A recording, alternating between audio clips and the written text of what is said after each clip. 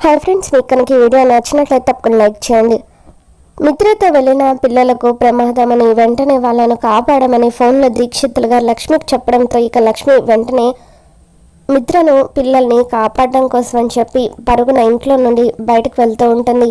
ఇక అలా లక్ష్మి ఇంట్లో వాళ్ళకు ఏమీ చెప్పకుండా వెళ్ళిపోవడంతో, ఏమండి ఏంటండి లక్ష్మి మనకు ఏమీ చెప్పకుండా అలా పరిగెడుతుంది, దీక్షితులు గారు ఏదో ముఖ్యమైన విషయం చెప్పుంటారు, మనం కూడా వెళ్దాం పదండి అని చెప్పి అరవింద, జయదేవ్, వివేక్ వీళ్ళు ముగ్గురు కూడా ఒక కారులో లక్ష్మి వెనకాల వెళ్తూ ఉంటారు. ఇక లక్ష్మి అలా ఆటోలో కంగారు పడిపోతూ మిత్ర వాళ్ళు ఏ వైపు వెళ్ళారో అని చెప్పి ఆటో డ్రైవర్తో అన్న త్వరగా పోనివ్వండి అన్న అని చెప్పి అంటూ ఉంటుంది. మిత్ర, జున్ను, లక్కీ వీళ్ళు ముగ్గురు కూడా కారులో వెళ్తూ ఉంటారు. అప్పుడు లక్కీ, జున్ను ఇద్దరు కలిసి బోలెడానికి కబుర్లు మాట్లాడుకుంటూ ఉంటారు. ఈరోజు స్కూల్లో అందరికీ ఈయనే మా నాన్న అని చెప్పి నాన్నని పరిచయం చేస్తాను అంటూ, నాన్న నువ్వు ఈరోజు స్కూల్ లోపలికి కూడా రావాలి, బయట దింపేసి వెళ్ళిపోవడం కాదు, మా ఫ్రెండ్స్ అందరికీ నిన్ను చూపిస్తాను అని జున్ను అంటూ ఉంటాడు. ఇక దాంతో మిత్ర ఏమీ మాట్లాడకుండా మౌనంగా ఉండిపోతాడు. మనీషా దేవి అని వీళ్ళిద్దరూ కూడా అసలు ఏం జరుగుతుందో మనం కూడా తెలుసుకుందాం పద అనుకొని అరవింద వాళ్ళను కార్లో ఫాలో అవుతూ ఉంటారు. మరోపక్క మిత్ర కార్ బ్రేకులు సరిగ్గా పనిచేయకపోవడంతో బ్రేకులు వేయడానికి మిత్ర ప్రయత్నిస్తూ ఉంటాడు.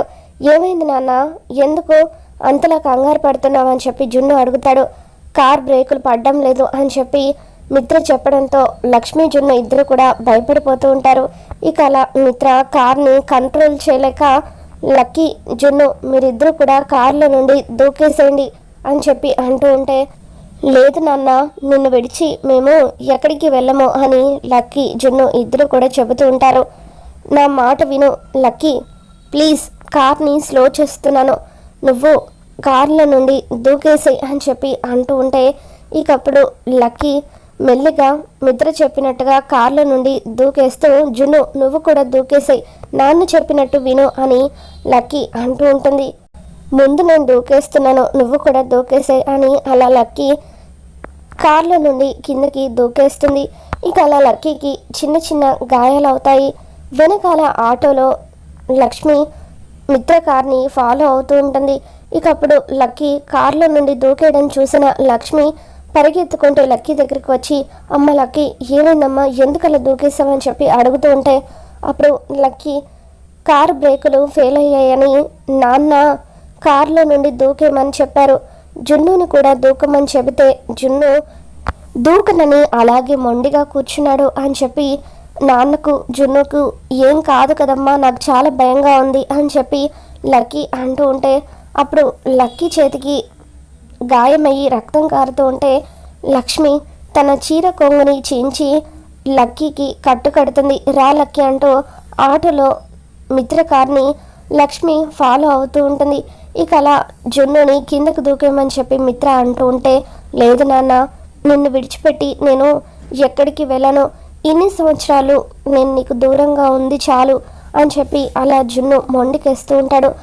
జున్ను ఎందుకు చెబుతున్నానో విను అని చెప్పి మిత్ర సీరియస్గా జున్ను మీద అరుస్తూ ఉంటాడు. అయినప్పటికీ లేదు నాన్న నేను మీతో పాటే ఉంటాను అని చెప్పి అంటూ ఉంటాడు.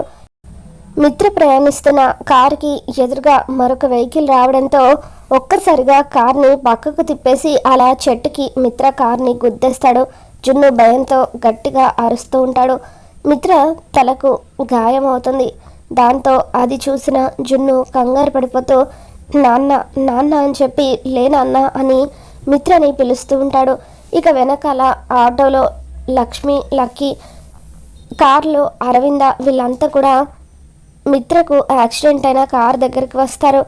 ఇక అలా జున్నుని చూడగానే లక్ష్మి కంగారుగా నీకేం కాలేదు కదా జున్ను అని చెప్పి అంటూ ఉంటే, లేదమ్మా నాకేం కాలేదు, కానీ చూడు నాన్న తలకు గాయమైంది, రక్తం వస్తుంది, వెంటనే నాన్నను హాస్పిటల్కి తీసుకుని వెళ్ళాలి అని చెప్పి అంటూ ఉంటాడు. అందరూ కలిసి మిత్రని హాస్పిటల్లో అడ్మిట్ చేస్తారు. మిత్రకు ట్రీట్మెంట్ జరుగుతూ ఉంటుంది. మనీషా దేవి అని వీళ్ళిద్దరూ కూడా హాస్పిటల్కి వస్తారు.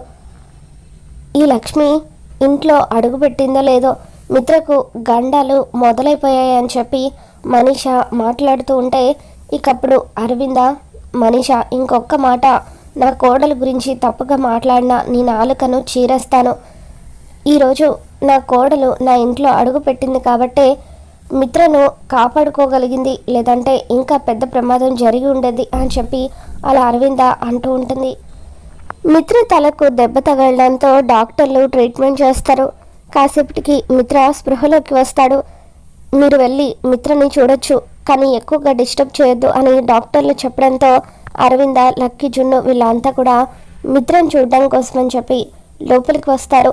నాన్న నీకేం కాలేదు కదా అని జున్ను, లక్కీ ఇద్దరు కూడా మిత్ర దగ్గరికి వచ్చి మిత్రకి ముద్దులు పెడుతూ ఉంటారు.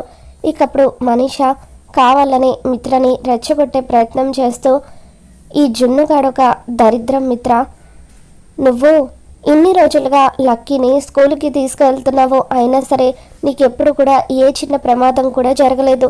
ఈరోజు మొట్టమొదటి రోజు ఈ జున్నుగాడిని స్కూల్లో డ్రాప్ చేయడం కోసం అని చెప్పి తీసుకొని వెళ్ళావు. ఇప్పుడు చూడు ఏమైందో, నీ తలకు అంత పెద్ద దెబ్బ తగిలింది, వీడొక దరిద్రం మిత్ర అని చెప్పి అలా మనీష అంటూ ఉంటుంది. ఇక దాంతో మిత్ర కోపంగా మనీష చెంప పగలగొడతాడు. చిన్న పిల్లోడని కూడా చూడకుండా నీ ఇష్టం వచ్చినట్టుగా మాట్లాడకు మనీష. ఈరోజు వాడి ప్రాణాలకు హాని ఉందని తెలిసినా కూడా కార్లో నుండి దూకేమని చెప్పినా కూడా వాడు నా చెయ్యి విడిచిపెట్టలేదు. నీతో పాటు ఉంటాను నాన్న అని నాతో అన్నాడు. వాడిది స్వచ్ఛమైన ప్రేమ. కార్ యాక్సిడెంట్ అంటావా, అనుకోకుండా ఇటువంటి ప్రమాదాలు జరుగుతూనే ఉంటాయి.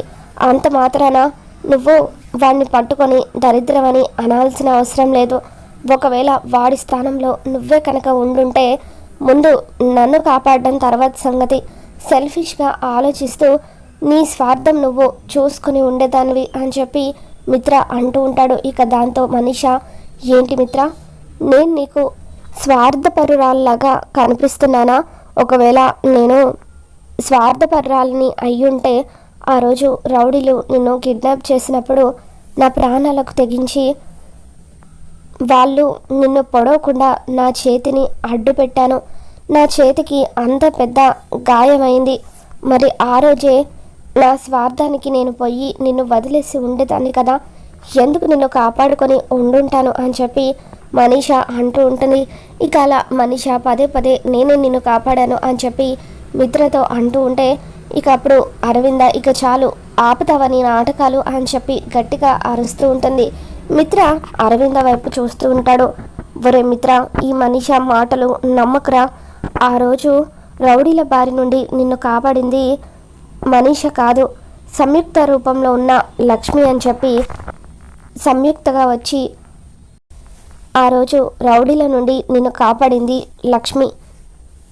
మనీష కావాలని నీకు దగ్గరవ్వడం కోసం అబద్ధం చెబుతుంది అని అరవింద లక్ష్మి చేసిన త్యాగం గురించి మిత్రకి చెబుతూ ఉంటుంది.